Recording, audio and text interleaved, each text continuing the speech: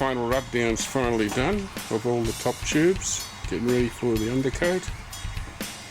All the original decals have been done, they're all documented for replacement and size.